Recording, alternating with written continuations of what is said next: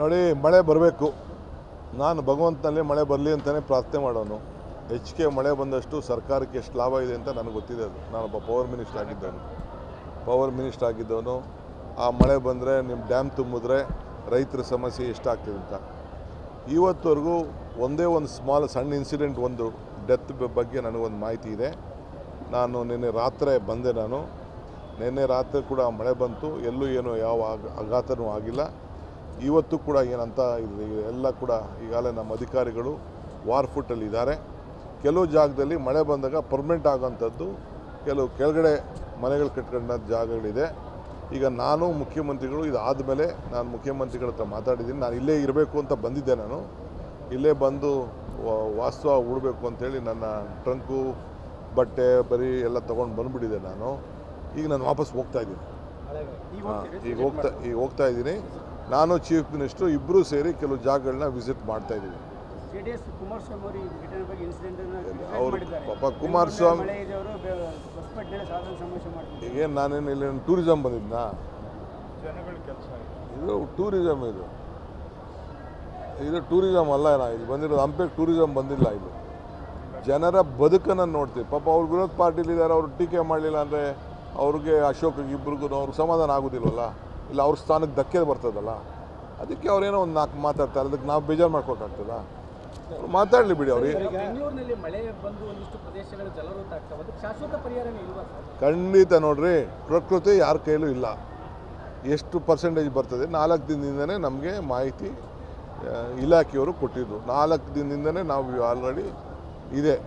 ಈಗಾಗಲೇ ಕೃಷ್ಣ ಬೈರೇಗೌಡರು ಕೂಡ ಹೋಗಿ ಸೆಂಟ್ರಲ್ ಗೌರ್ಮೆಂಟಲ್ಲಿ, ವರ್ಲ್ಡ್ ಬ್ಯಾಂಕಲ್ಲಿ ಮತ್ತು ಡಿಸಾಸ್ಟರ್ ಮ್ಯಾನೇಜ್ಮೆಂಟಲ್ಲಿ ಬಂದು ಸುಮಾರು 2,000 ಕೋಟಿ ರೂಪಾಯಿನ ಎಲ್ಲ ಬೆಂಗಳೂರಿನಲ್ಲಿರುವಂಥ ಎಲ್ಲ ಕಾಲುವೆಗಳನ್ನು ಸ್ಟಾಮ್ ವಾಟರ್ ಡೇನ ಪರ್ಮನೆಂಟಾಗಿ ಮಾಡಲಿಕ್ಕೆ ಈಗಾಗಲೇ ನಾವು ಯೋಜನೆ ತಯಾರು ಮಾಡಿಕೊಂಡು ಈಗಾಗಲೇ ಕೆಲಸ ನಾವು ಮಾಡ್ತಾಯಿದ್ದೀವಿ. ಸೊ ವಿಚಾರವಾಗಿ ಗ್ರೇಟರ್ ಬೆಂಗಳೂರು ಅವರ ಅನುಕೂಲಕ್ಕೆ ಮತ್ತು ಅವರ ಜಮೀನುಗಳಿಗೆ ಬೆಲೆ ಬರಲಿಕ್ಕೆ ಮಾಡ್ಕೊಂಡಿದ್ದಾರೆ DKC ಅವರು. ಈಗ ರಾಜ್ಯದಲ್ಲಿ 1-2 ಶ್ರೀಮಂತ ಸ್ಥಾನದಲ್ಲಿದ್ದಾರೆ, ದೇಶದಲ್ಲಿ ನಂಬರ್ 1 ಶ್ರೀಮಂತರಾಗಲಿಕ್ಕೆ ಹೊಂಟಿದ್ದಾರೆ ಅಂತೇಳಿ ಶ್ರೀರಾಮುಲು ಅವರು ಆರೋಪ ಮಾಡಿದ್ದಾರೆ. ಅವ್ರ ಆಶ್ರಯದಂತೆ ಅವ್ರದ್ದು ಆಶೀರ್ವಾದ ಇರಲಿ. ನಾನು ಅದಕ್ಕೆ ಉತ್ತರ ಕೊಡೋಕೆ ಹೋಗೋದಿಲ್ಲ. ಶ್ರೀರಾಮುಲುಗಾಗಲಿ ಅಶೋಕಾಗಲಿ.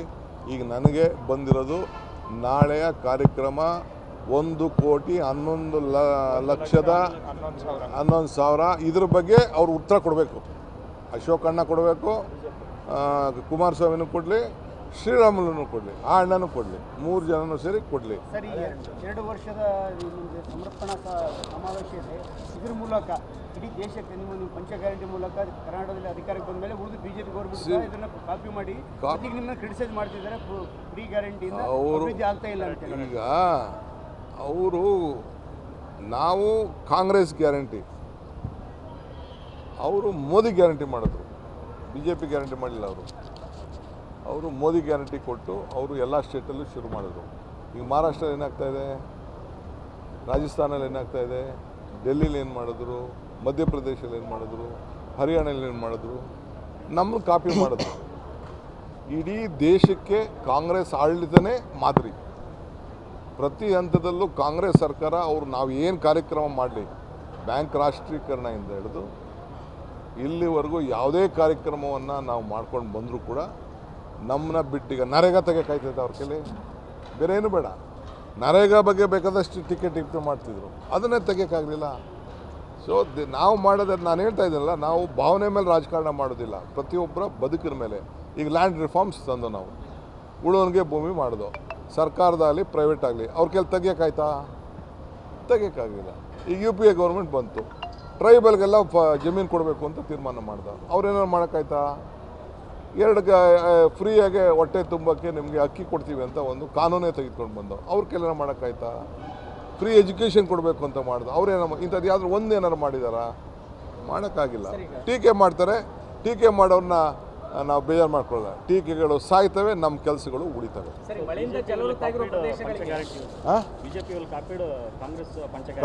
BJP will copy everything. Whatever we do, we are the trendsetter for the entire country. Congress ಪಾರ್ಟಿನೇ ಈ ದೇಶಕ್ಕೆ, ಇತಿಹಾಸಕ್ಕೆ ಒಂದು ಟ್ರೆಂಡ್ ಸೆಟ್ಟರ್. ಕಾಂಗ್ರೆಸ್ ಪಾರ್ಟಿ ಕೊಟ್ಟಂಥ ಪ್ರಜಾಪ್ರಭುತ್ವದಲ್ಲೇ ಅವ್ರು ರಾಜಕಾರಣ ಮಾಡ್ತಾ ಇರೋದು. ಹಾಗಿದ್ರೆ ರೇವಂತ್ ರೆಡ್ಡಿ ಅವರು ಹಾಗೆ ಆ ಸ್ಟೇಟ್ಮೆಂಟ್ ಯಾಕೆ ಕೊಟ್ಟರು ಸರ್? ಎಂತ ನೋಡ್ರಿ, ಅವರ ಫೈನಾನ್ಸು, ಅವ್ರ ಸ್ಟೇಟು, ಅವ್ರ ಕತೆ, ಹಿಂದೆ ರಾಜ್ಯ ಆಗಿದ್ದಂಥ ಹಾಳಾಗಿದ್ದ ಬಗ್ಗೆ ಅವರೇನೋ ಬಗ್ಗೆ ಅವರ ಮಾತಾಡಿರ್ಬೋದು. ನಮ್ಮ ಸ್ಟೇಟಲ್ಲಿ 4 ಲಕ್ಷ 4,09,000 ಕೋಟಿ. ಯಾರು ಹೇಳಿದ್ರು? ನಾವು ನೋಡ್ರಿ ತಿಂಗಳಿಗೆ ಕೊಡ್ತೀವಿ ಅಂತ ಹೇಳಿಲ್ಲ. ಗೌರ್ಮೆಂಟ್ ದುಡ್ಡು ಬರ್ತಾ ಇರಬೇಕು, ನೀವು ಟ್ಯಾಕ್ಸ್ ಕಟ್ತಾ ಇರಬೇಕು, ನಾವು ಅದನ್ನು ಕೊಡ್ತಾ ಇರ್ತೀವಿ. ಈಗ ಯಾರೋ ಕಾಂಟ್ರಾಕ್ಟ್ ಮಾಡ್ತಾ ಇರ್ತಾರಪ್ಪ, ಕಾಂಟ್ರಾಕ್ಟ್ ಮಾಡ್ತಾ ಇದ್ದಾರೆ, ಅವ್ನು ಕಾಂಟ್ರಾಕ್ಟ್ ಮಾಡಿ ಮನೆಗೆ ದುಡ್ಡು ಬರ್ತದ? 2 ವರ್ಷ, 1 ವರ್ಷ, 3 ವರ್ಷ, 4 ವರ್ಷ, 5 ವರ್ಷ ಇವೆಲ್ಲ ಆಗ್ತಾ ಇರ್ತದೆ.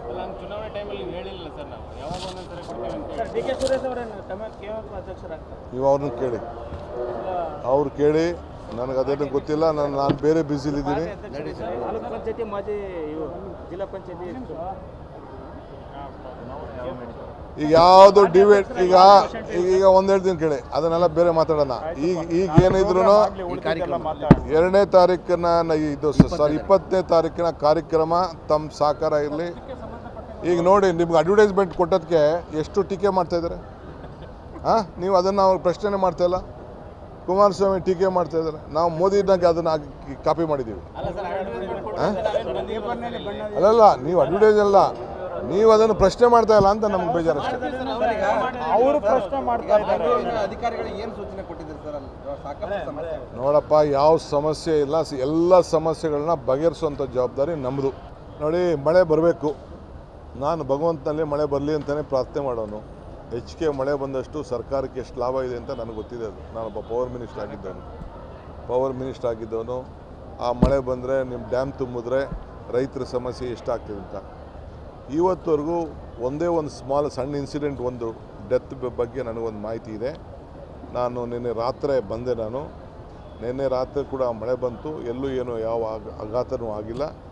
ಇವತ್ತು ಕೂಡ ಏನಂತ ಎಲ್ಲ ಕೂಡ ಈಗಾಗಲೇ ನಮ್ಮ ಅಧಿಕಾರಿಗಳು ವಾರ್ ಫುಟ್ಟಲ್ಲಿ ಇದ್ದಾರೆ. ಕೆಲವು ಜಾಗದಲ್ಲಿ ಮಳೆ ಬಂದಾಗ ಪರ್ಮನೆಂಟ್ ಆಗೋಂಥದ್ದು, ಕೆಲವು ಕೆಳಗಡೆ ಮನೆಗಳು ಕಟ್ಕೊಂಡ ಜಾಗಗಳಿದೆ.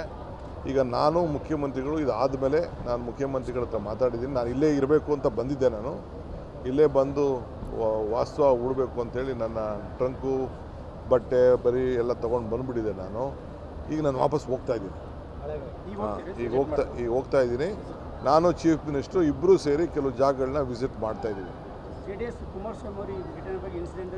ಅವರು ಪಾಪ ಕುಮಾರಸ್ವಾಮಿ, ಈಗೇನು ನಾನೇನು ಇಲ್ಲಿ ಟೂರಿಸಮ್ ಬಂದಿದ್ನಾ? ಇದು ಟೂರಿಸಮ್, ಇದು ಟೂರಿಸಮ್ ಅಲ್ಲ. ಇಲ್ಲಿ ಬಂದಿರೋದು ಹಂಪೆಗೆ ಟೂರಿಸಮ್ ಬಂದಿಲ್ಲ. ಇದು ಜನರ ಬದುಕನ್ನು ನೋಡ್ತೀವಿ. ಪಾಪ ಅವ್ರ ವಿರೋಧ ಪಾರ್ಟಿಲಿದ್ದಾರೆ, ಅವರು ಟೀಕೆ ಮಾಡಲಿಲ್ಲ ಅಂದರೆ ಅವ್ರಿಗೆ, ಅಶೋಕ್ ಇಬ್ಬರಿಗೂ ಅವ್ರಿಗೆ ಸಮಾಧಾನ ಆಗೋದಿಲ್ವಲ್ಲ, ಇಲ್ಲ ಅವ್ರ ಸ್ಥಾನಕ್ಕೆ ಧಕ್ಕೆ ಬರ್ತದಲ್ಲ. ಅದಕ್ಕೆ ಅವ್ರೇನೋ ಒಂದು 4 ಮಾತಾಡ್ತಾರೆ. ಅದಕ್ಕೆ ನಾವು ಬೇಜಾರು ಮಾಡ್ಕೋಕ್ಕಾಗ್ತದ? ಮಾತಾಡಲಿ ಬಿಡಿ. ಅವ್ರಿಗೆ ಬೆಂಗಳೂರಿನಲ್ಲಿ ಮಳೆ ಬಂದು ಒಂದಿಷ್ಟು ಪ್ರದೇಶಗಳು ಜಲವೃತ ಆಗ್ತವೆ, ಅದಕ್ಕೆ ಶಾಶ್ವತ ಪರಿಹಾರನೇ ಇಲ್ವಾ ಸರ್? ಖಂಡಿತ. ನೋಡ್ರಿ, ಪ್ರಕೃತಿ ಯಾರ ಕೈಲೂ ಇಲ್ಲ. ಎಷ್ಟು ಪರ್ಸೆಂಟೇಜ್ ಬರ್ತದೆ 4 ದಿನದಿಂದನೇ ನಮಗೆ ಮಾಹಿತಿ ಇಲಾಖೆಯವರು ಕೊಟ್ಟಿದ್ದು. 4 ದಿನದಿಂದನೇ ನಾವು ಆಲ್ರೆಡಿ ಇದೆ.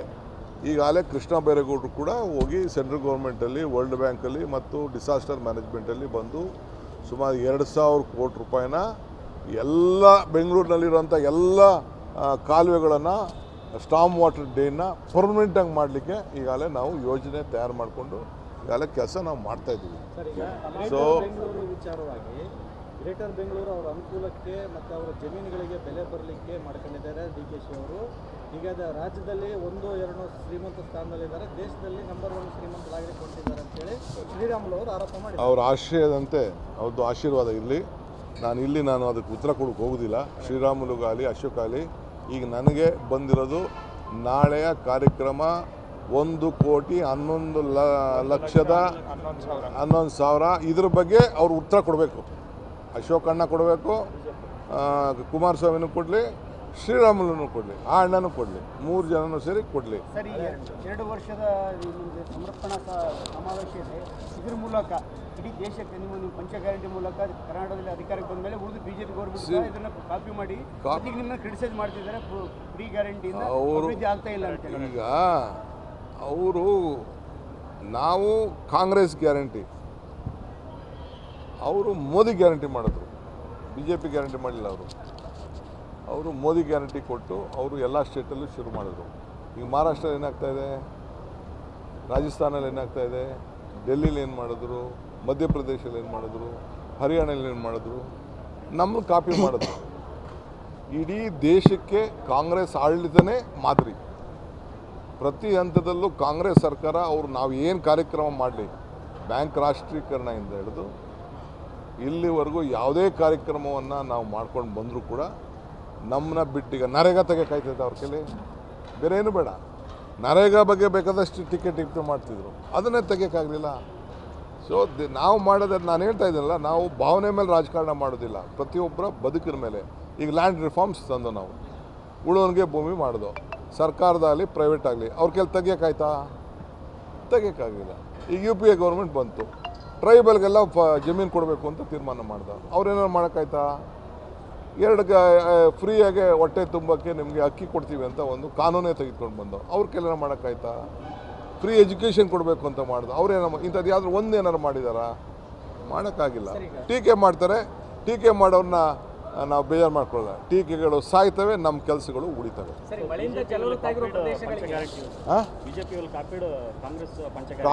BJP will copy everything whatever we do. We are the trend setter for the entire country. Congress ಪಾರ್ಟಿನೇ ಈ ದೇಶಕ್ಕೆ, ಇತಿಹಾಸಕ್ಕೆ ಒಂದು ಟ್ರೆಂಡ್ ಸೆಟ್ಟರ್. ಕಾಂಗ್ರೆಸ್ ಪಾರ್ಟಿ ಕೊಟ್ಟಂಥ ಪ್ರಜಾಪ್ರಭುತ್ವದಲ್ಲೇ ಅವ್ರು ರಾಜಕಾರಣ ಮಾಡ್ತಾ ಇರೋದು. ರೇವಂತ್ ರೆಡ್ಡಿ ಅವರು ಹಾಗೆ ಆ ಸ್ಟೇಟ್ಮೆಂಟ್ ಯಾಕೆ ಕೊಟ್ಟರು ಸರ್? ಎಂತ ನೋಡ್ರಿ, ಅವರ ಫೈನಾನ್ಸು, ಅವ್ರ ಸ್ಟೇಟು, ಅವ್ರ ಕತೆ, ಹಿಂದೆ ರಾಜ್ಯ ಆಗಿದ್ದಂಥ ಹಾಳಾಗಿದ್ದ ಬಗ್ಗೆ ಅವರೇನೋ ಬಗ್ಗೆ ಅವರ ಮಾತಾಡಿರ್ಬೋದು. ನಮ್ಮ ಸ್ಟೇಟಲ್ಲಿ 4,09,000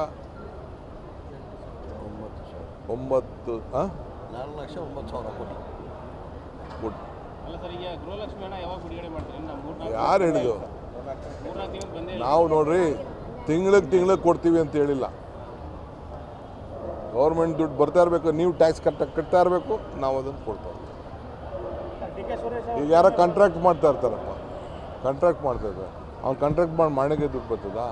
2 ವರ್ಷ, 1 ವರ್ಷ, 3 ವರ್ಷ, 4 ವರ್ಷ, 5 ವರ್ಷ ಇವೆಲ್ಲ ಆಗ್ತಾ ಇರ್ತದೆ.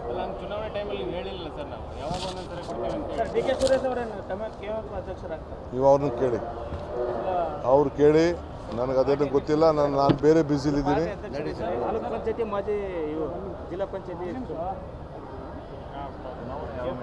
ಈಗ ಯಾವುದು ಡಿಬೇಟ್, ಈಗ ಒಂದು ಹೇಳ್ತೀನಿ ಕೇಳಿ, ಅದನ್ನೆಲ್ಲ ಬೇರೆ ಮಾತಾಡೋಣ. ಈಗ ಏನಿದ್ರು 2ನೇ ತಾರೀಕಿನ ಇದು 20ನೇ ತಾರೀಕಿನ ಕಾರ್ಯಕ್ರಮ ತಮ್ಮ ಸಾಕಾರ ಇರಲಿ. ಈಗ ನೋಡಿ, ನಿಮ್ಗೆ ಅಡ್ವರ್ಟೈಸ್ಮೆಂಟ್ ಕೊಟ್ಟೋದಕ್ಕೆ ಎಷ್ಟು ಟೀಕೆ ಮಾಡ್ತಾಯಿದ್ದಾರೆ. ನೀವು ಅದನ್ನು ಅವ್ರು ಪ್ರಶ್ನೆ ಮಾಡ್ತಾಯಿಲ್ಲ.